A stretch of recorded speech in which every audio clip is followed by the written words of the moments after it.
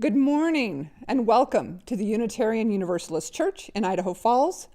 I am Annette Lovell and I'm your worship associate this morning, bringing you today's service with fellow associate Kerry Shirts and our wonderful tech, Daniel Schwinn. We welcome you whether this is your first time finding us online or if you are a longtime member or friend.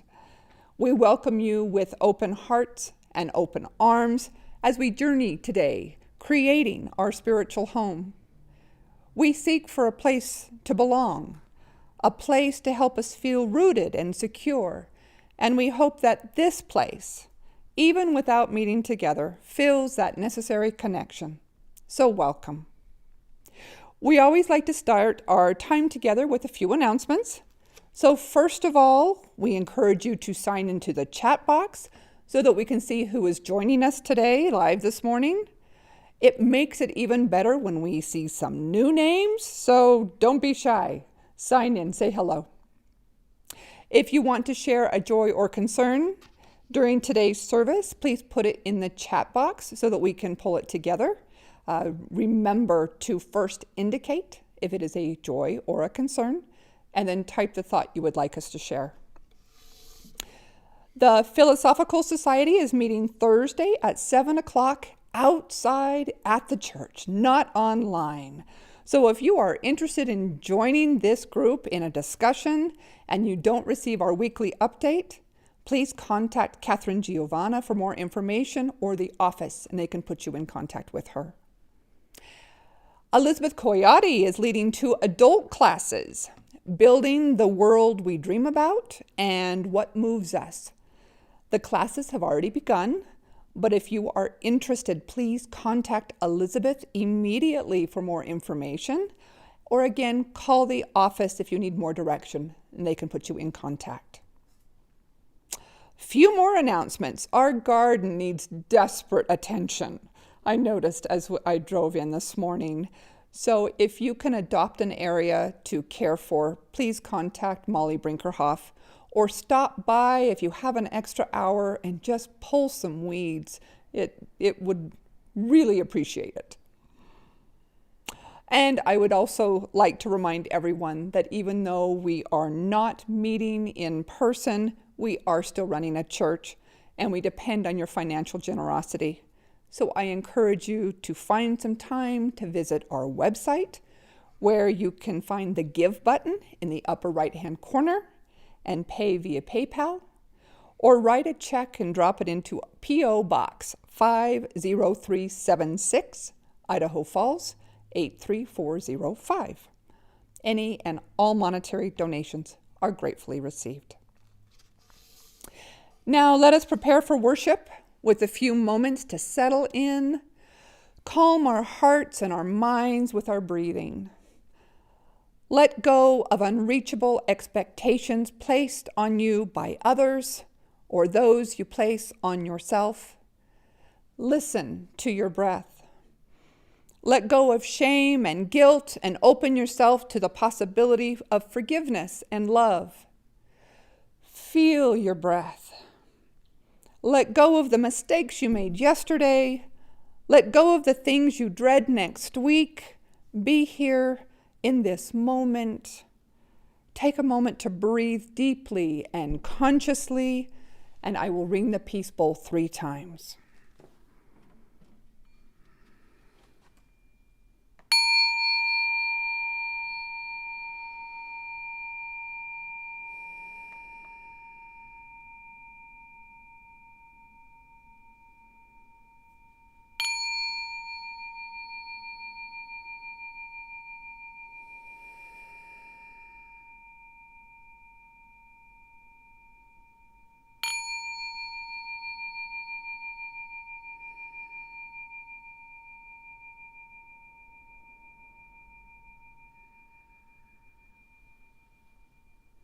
And we will begin our service with our prelude.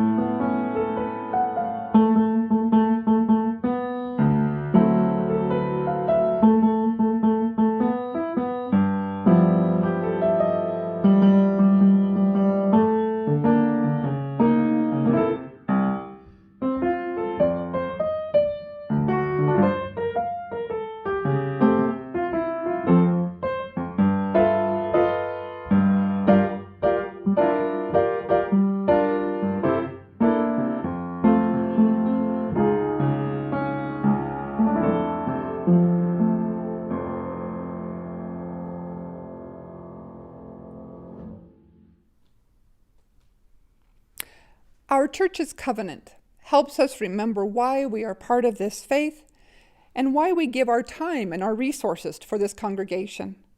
I will read the words this morning, and I encourage you to recite them along with me in your own homes. Love is the spirit of this community, and service its law. This is our great covenant, to dwell together in peace, to seek the truth in love, and to help one another. And for our chalice lighting this morning, I invite and encourage you to light a candle or a chalice wherever you might be. And I will have Kerry Shirts light our chalice. The chalice lighting comes from Steve Maraboli from his book, Unapologetically You. He says, live your truth, express your love, share your enthusiasm, and take action toward your dreams. Walk your talk and dance and sing to your music. Embrace your blessings and make today worth remembering.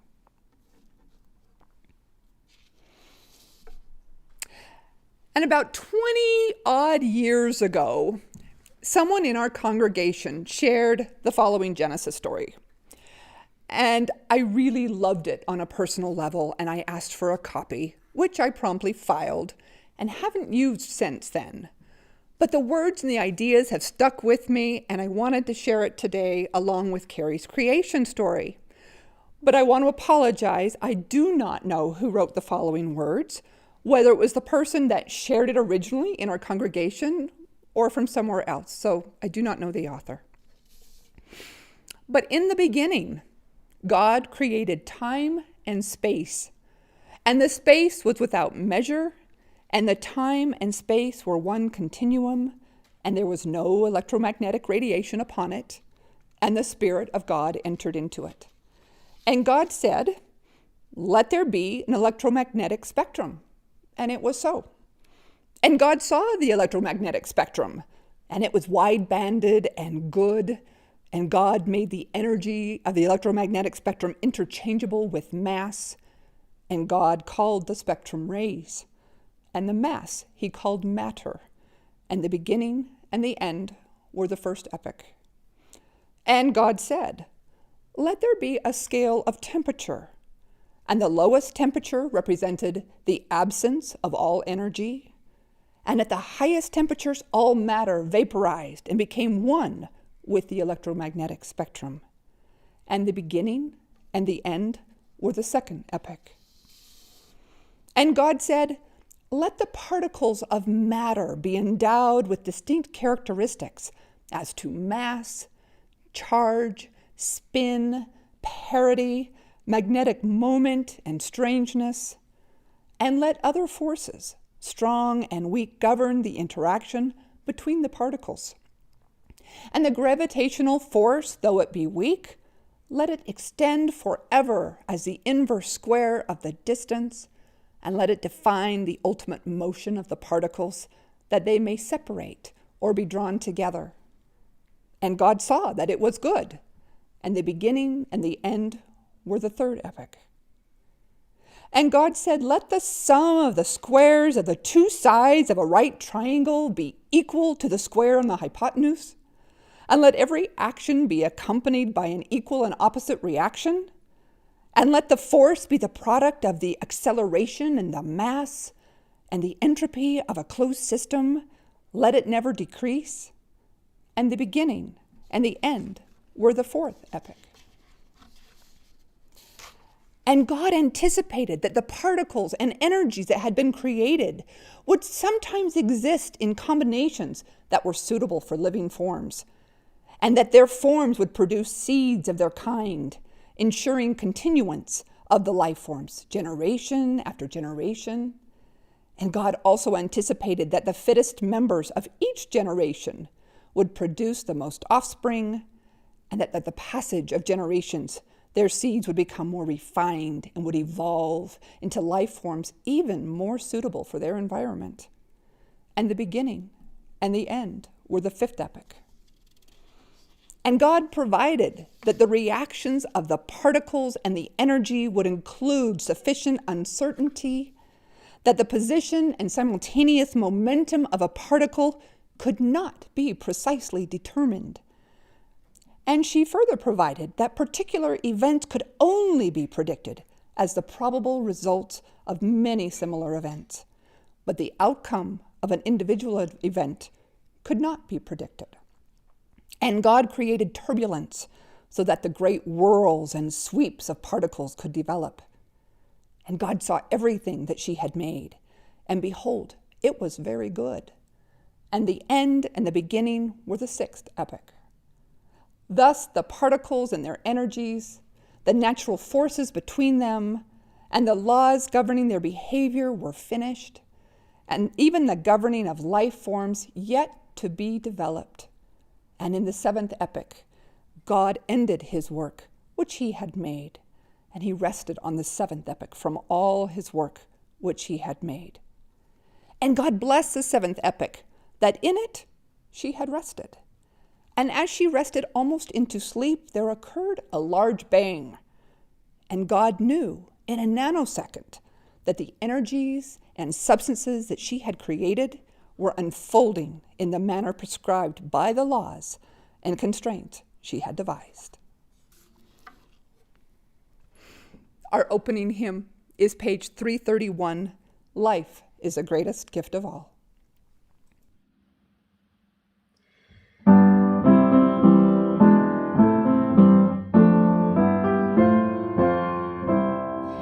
Life is the greatest gift of all the riches on this earth. Life and its creatures, great and small, of high and lowly birth. So treasure it and measure it with deeds of shining worth. Mind is the brightest gift of all, its thought no barrier mars. It seeks creation's hidden plan, its quest surmounts all bars. It rains the wind, it chains the storm, it weighs the outmost stars. We are of life, its shining gift, the measure of all things. Up from the dust our temples lift, our vision soars on wings. For seed and root, for flower and fruit, our grateful spirit sings.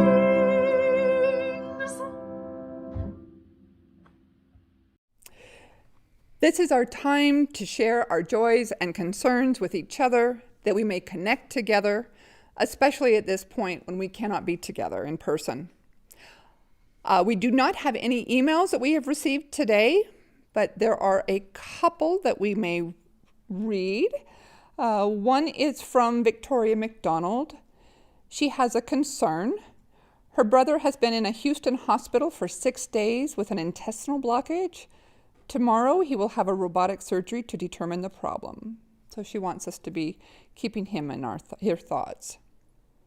And I would also love to have a candle lit as a joy. My mom was able to come visit this weekend. And when I think about all my close girlfriends and not one of them has their mom with her anymore, it makes it special that I get to spend a few moments with her. So I am very grateful. And if there are no other joys or concerns, Daniel says no. Very good. We will light one more candle, Kerry, for all those joys, concerns, and sorrows that we hold in our hearts and are not ready to share at this time.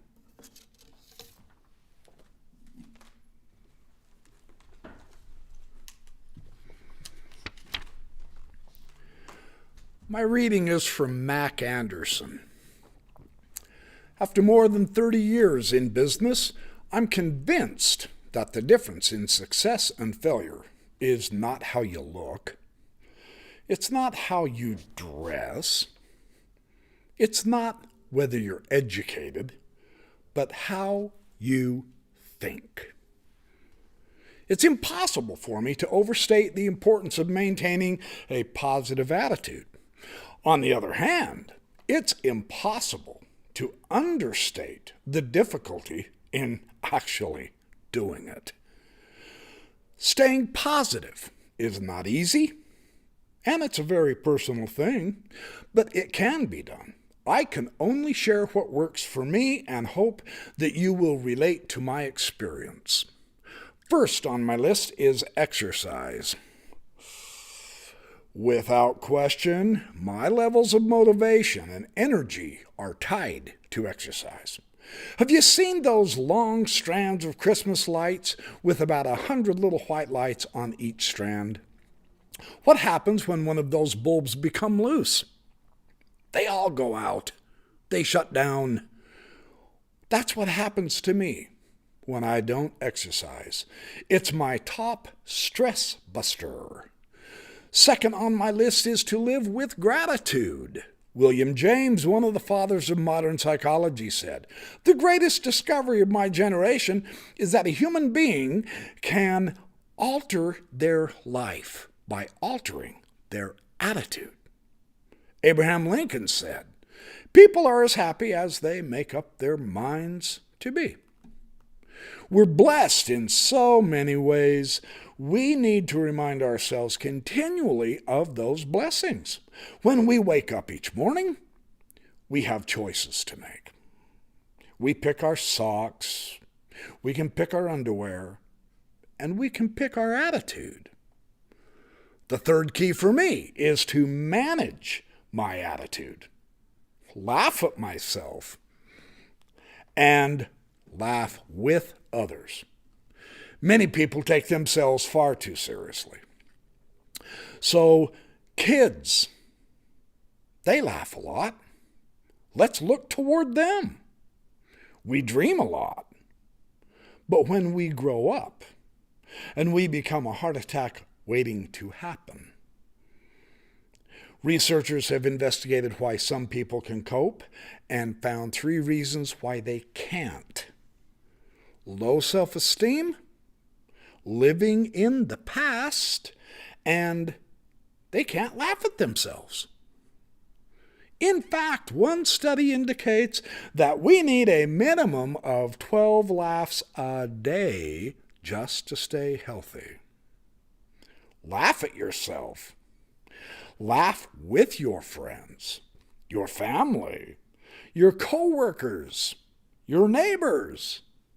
It will keep you going, keep you healthy, and keep you motivated.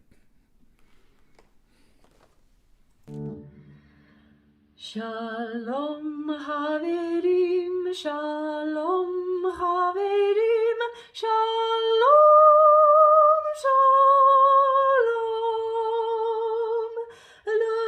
Lehitraot, Lehitraot. Shalom, Shalom. Shalom Haverim, Shalom Haverim, Shalom, Shalom. Lehitraot, Lehitraot. Shalom, Shalom. Shalom Haverim, Shalom Haverim, Shalom, Shalom.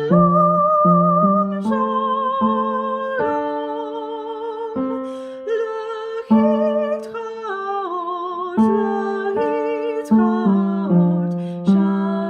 Shalom, Shalom.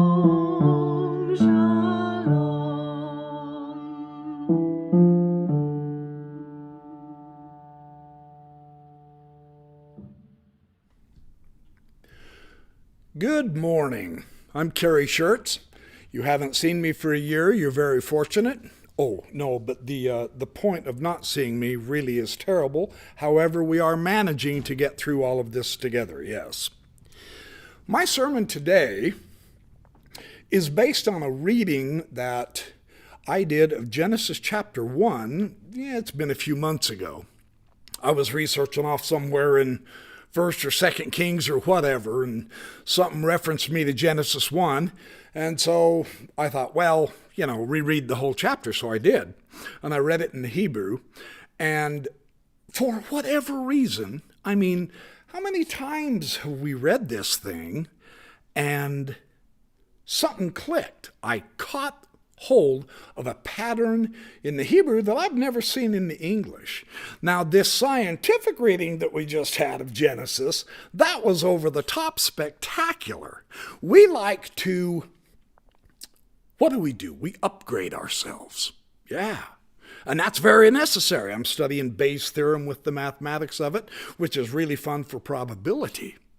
But the idea is we upgrade our knowledge and our information. So what I want to do is I want to take you through Genesis chapter 1. It's not going to take very long. And I'm going to present this pattern as it came out to me.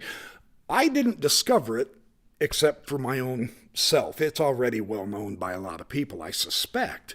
But the emphasis here that I noticed is, wow, that changes my psychology.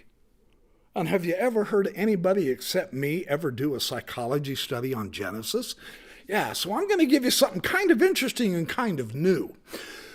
One thing that probably helpful to remember, in the ancient Near East, the cultures had more connection together than we've supposed. And pretty much all of the ancient cultures. I mean, it doesn't matter if you use the Sumerians, the Mesopotamians, the Babylonians, all of those guys had their own creation stories. Well, the Jews aren't going to let themselves be outdone, so they had to come up with one too, right? So everyone basically took bits and pieces from everyone else, and they put together their own epics of creation. Ours just happens to have been passed down in the Bible, which is Genesis. But it does have several ancient Near Eastern concepts in it. Mesopotamian, Babylonian, etc. That shouldn't concern us too much because everyone was doing it. Their concern is they want to start at the beginning. So let's us start at the beginning and get with the shenanigans. Bereshit bara Elohim et ha-shamayim ve'et ha'aretz. In the beginning, God created the heaven and the earth. And the earth was void and formless. Now see, right off the front here, right at the start of the gate, we have a very interesting Mesopotamian concept. The tehom, the void and formlessness of it all. So this isn't an original Jewish thought. It shouldn't bother us. We don't care. What I want to do is analyze this pattern that I discovered that I'm going to share with you. And of course, darkness was over the face of the deep, as it says, and the Spirit of God was hovering over the waters. And then God said, hey, yehi or, vayhi or. Let there be light. And there was light. Nice. Thank goodness he said that, yeah? Right? And God saw the light, that it was ki tov. The Hebrew here says it was good. And he divided the light from the darkness. So see, God's already involved in mathematics, right? Just like our first reading said. And God called the light day, and the darkness he called night. So now he's beginning to name parts of his creation, right? And after this evening and morning, that was the end of the first day. And God said, let there be a firmament in the midst of the waters. And this is such an interesting image, because this firmament in the midst of the waters, it divides. And what it divides is the waters from the waters. And that seems kind of odd, doesn't it? The waters from the waters. Anciently, and especially with the Egyptians actually, Genesis was composed approximately 5 to 600 BC. We're aware of that. The actual composition of the Old Testament Torah was composed. Now, we're not quite sure how far behind that time it was actually written. We know Hebrew evolved and started to get used about 800 BC. So we're talking about just after the Babylonian destruction, 600 BC, they put together this this record. And the Egyptians were very powerful culturally, politically, militarily then. Their main concept of their cosmology is that the heavens are water. That's interesting, isn't it? Hey, this morning, don't scoff. This morning, what was it doing? Yeah, the heavens were coming down like crazy. The water was raining, right? Yeah. So this idea, he's going to divide the upper waters from the lower waters. Kind of interesting. So he made the firmament. He divided the firmament between the waters that were above, up in the sky, with the waters down below on the planet. And it was so. Vayikra Elohim larakia. So now God calls to the firmament. And he begins to name things more. He says, let's call that sky. And the evening and the morning was the end of the second day. And then God said, let's gather the waters all together in one place over here. And the result of that was the dry land appeared over here. So now we've got a separation, not only of light and dark, right? Not only upper waters, lower waters. Now we're getting the division, a separation of water from land. Interesting. And he says, let's place the waters under the heavens and appear over here so that the dry land can appear. And it was so. So we're already in Genesis 10. See, we're a third of the way through this. This isn't difficult to get through. God called the dry land earth, and the collection of the waters he calls seas, right? And the record again says, Vayar Elohim kitov. He saw that it was good. So God said, now that I got this set up with waters over there, dry land over there, let's start showing some grass, shall we? Let's put some herbs together with the seeds of those herbs and the grass and the plants, and let's make sure that all of these things can grow on the land. So that's what he does. And let's do some trees. Why not? Now, seriously, that is one of the coolest things he ever did, isn't it? Who doesn't love trees, right? And the variety of trees. Fruit trees, I had a banana this morning, so yeah, thank you, Genesis. I got my banana, even though it was probably from Hawaii. No, I wish I would have went to Hawaii to get it, but I didn't. So it's all on the earth. He brought forth the grass. He brought forth the herbs. He brought forth the seeds that yield the variety of plant life, the trees whose fruit grows, and he brought forth all the seeds according to their kind. And Vayar Elohim ki tov. He saw that it was good. And that was the end of the third day, the evening and the morning. And God said, let there be lights in the firmament. Now, this gets interesting here too, because the idea now is I've got to have a light up there that separates the day from the night. So I'm going to put this great light up there for the day, the sun. And I'm going to do a smaller light for the night, the moon. And why not? Let's have them be for seasons, for days, for periods of time, and for years also. And let them be light for the earth to shine upon the earth. And it was so. And God made two great lights, the sun and the moon. And throw in a whole bunch of stars. So he did that too. And God set them in the heavens and the firmament. Now, I know it sounds like I'm repeating myself, doesn't it? That's because I am.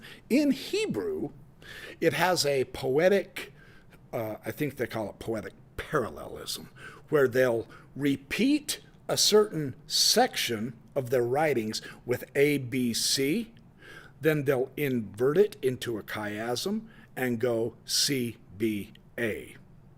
And it's really elegant in Hebrew. It kind of messes it up in the English, but we've got to live with that. So we will live with that. And then, of course, it rules over the day and the night, and the difference between the darkness and the light. And in verse 18, Vayar Elohim Kitov. God saw that it was good. And then that was the end of the fourth day. And God said, let the waters have a lot of stuff in them. Creatures. Let's put creatures. Let's put fish. Let's put the great whales in there, right? So he does that, and he said, not only the water, why not the air too? Let's put a whole bunch of different birds up there in the air. So he did that as well. And let them fly across the firmament. Okay, good. And so he created the great sea creatures. He created all the things that move upon the dry land. So he's covered the dry land, he's got the stuff in the waters, he's got the stuff in the air.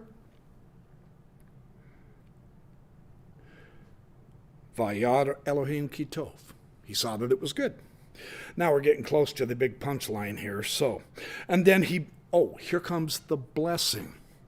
Then he says, all right, I've done all this for the air, the water, the land, and all. I'm going to bless you.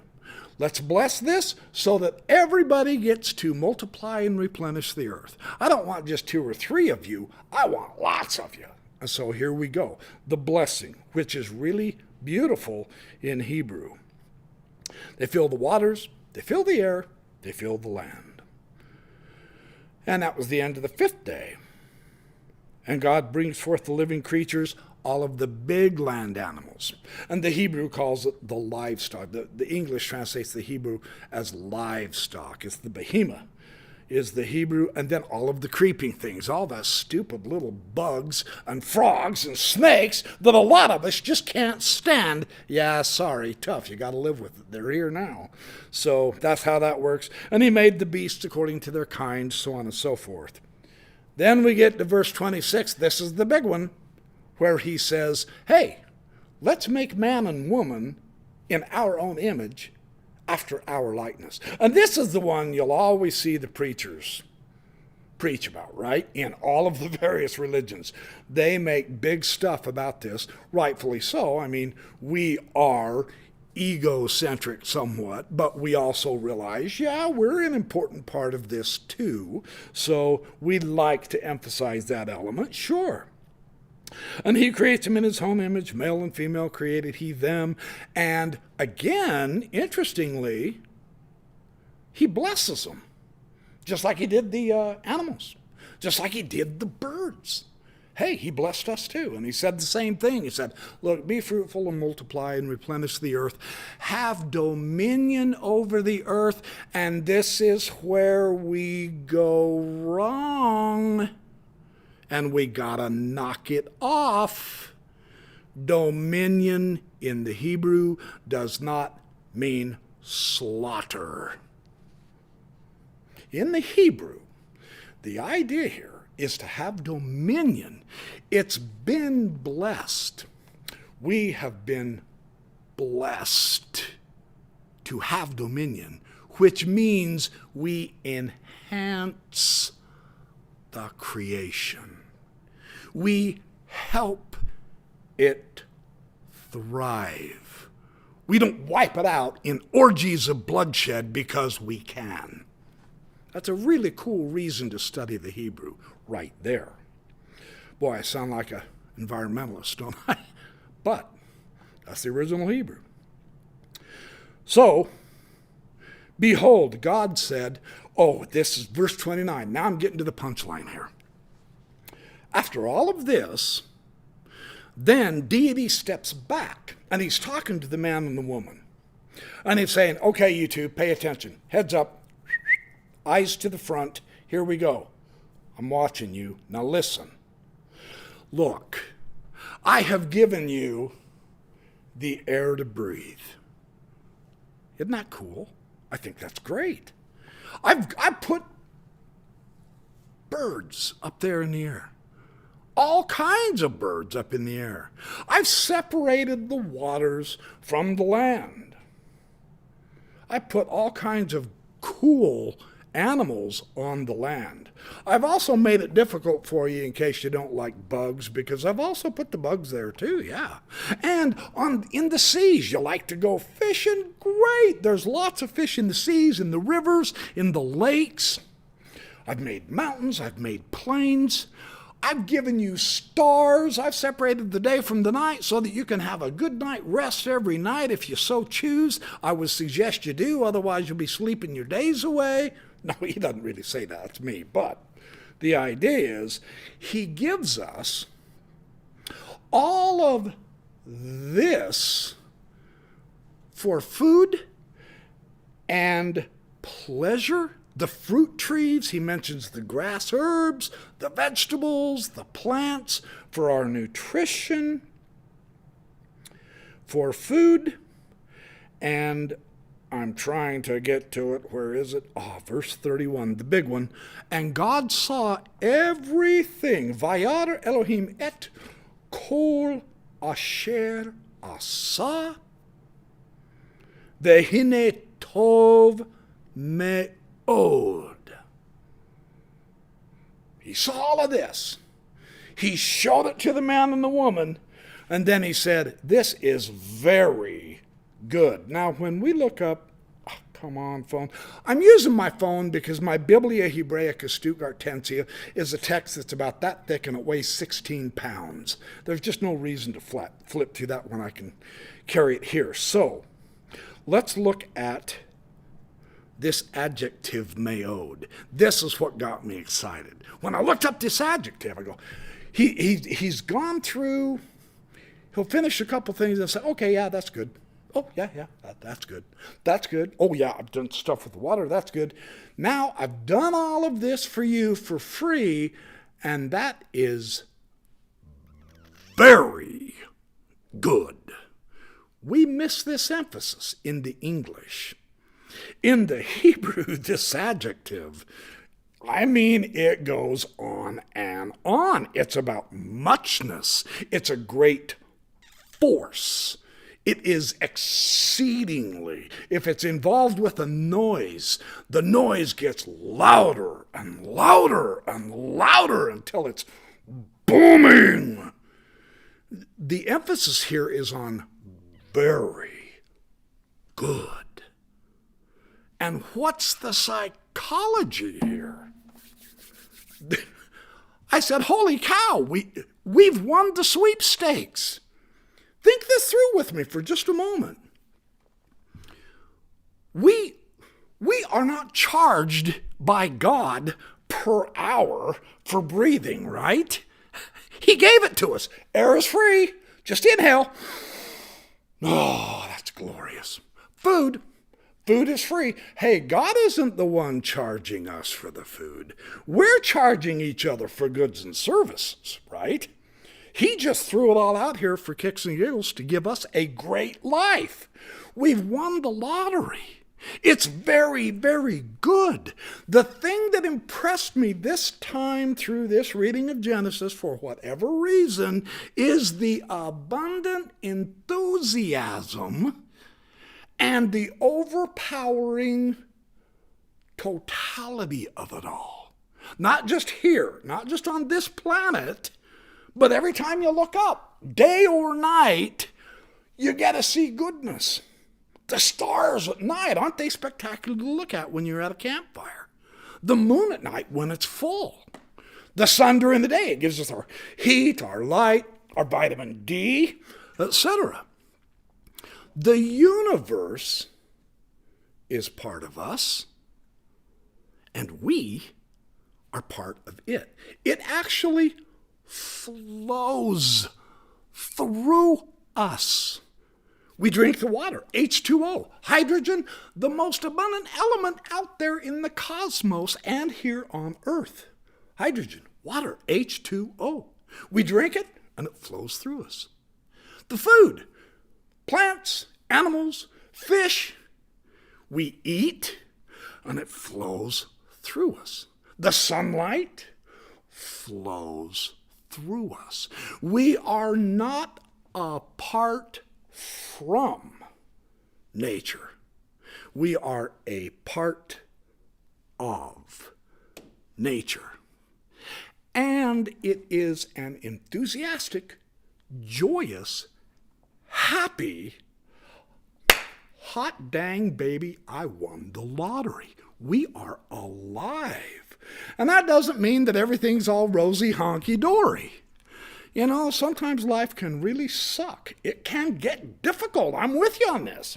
Definitely. But that's not the whole picture. What about your eyes?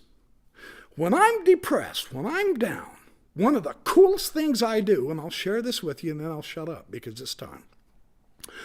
I love to look at the clouds. Man, you guys, I'm not kidding. I took oil painting lessons when I was in 9th grade. I was just intelligent enough to take the lessons that my grandpa handed me the $100 bill. I was drawing cartoons and showing him, and he was just laughing like crazy. He lived with us the last 4 years of his life, and he just loved my cartoons. He popped out a $100 bill and said, you go take oil painting lessons. Grandpa, you can't do this. He says, my money, I can do anything I want with it. You've got a talent. Go develop it. I was just intelligent enough to do that for a year. That changed my whole perception about clouds. Try it. I promise. Just try it. Pay attention. Look at the trees. Isn't it spectacular? The variety, the shapes, the color, the sizes of trees. And you know what else is the bonus? They breathe carbon dioxide in and they exhale our oxygen. What a cool concept. The water we get to drink, the foods we get to eat. Here we are, life. We're here. We won. It's the sweepstakes. So my idea is, as you gain, develop, trust yourself to have this attitude of gratitude for our senses. How fabulous it is to see, to smell, to taste. I mean, okay, yeah, he gave us all this stuff for food. Isn't it cool he didn't forget the taste buds? I get talking about food and I start slobbering all over, sorry. But hey, that's part of the fun of living, right? Eat great food. So my message, my hope, my idea is we slow down just a little bit. Think what makes us happy is when you share your happy with everybody else, man. Try it. It's a hoot. I promise. Just start smiling at people. They'll wonder what the heck you're up to. And that can be fun, right? So anyway, the optimism. It starts off correctly. I don't care if you believe in the Bible or that's irrelevant. The psychological optimism is what really struck me. So thank you for listening to my obfuscation, and I will see you next time. We are going to have a closing hymn, number 128, For All That Is Our Life.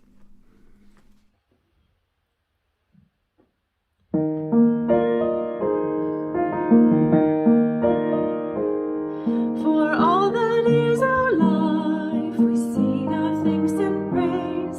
For all life is a gift which we are called to use to build the common good and make our own days glad. For needs which others serve, for services we give, for work and its reward, for hours of rest and love, we come with praise and thanks. For all that is our life, for sorrow we must bear, for failures, pain and loss, for each new thing we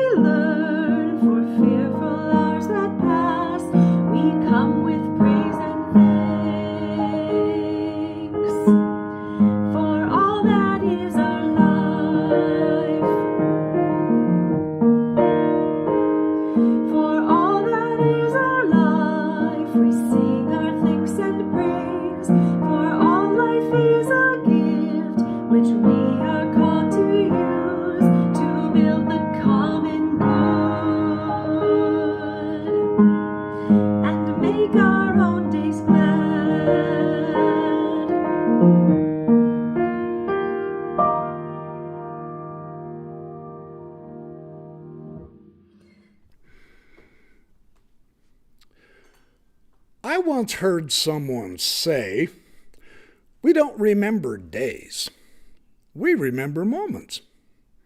However, at today's hectic pace, we often forget to savor small pleasures while we make big plans. In the race to be better or best, we sometimes lose sight of just being.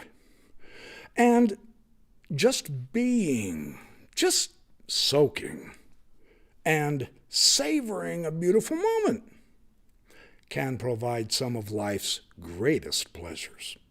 A crackling fire on a cold winter night, a good book, a love letter from your spouse, a spectacular sunset, a great meal, or a timeless moment with your child or a friend. These moments, if we stop long enough to enjoy, are the actual essence of life.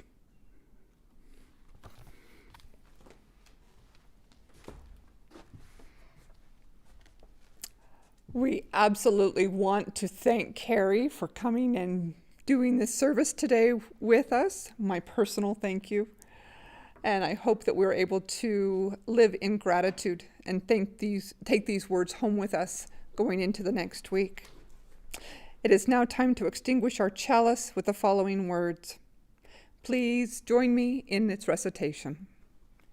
We extinguish this flame, but not the light of truth, the warmth of community, or the fire of commitment.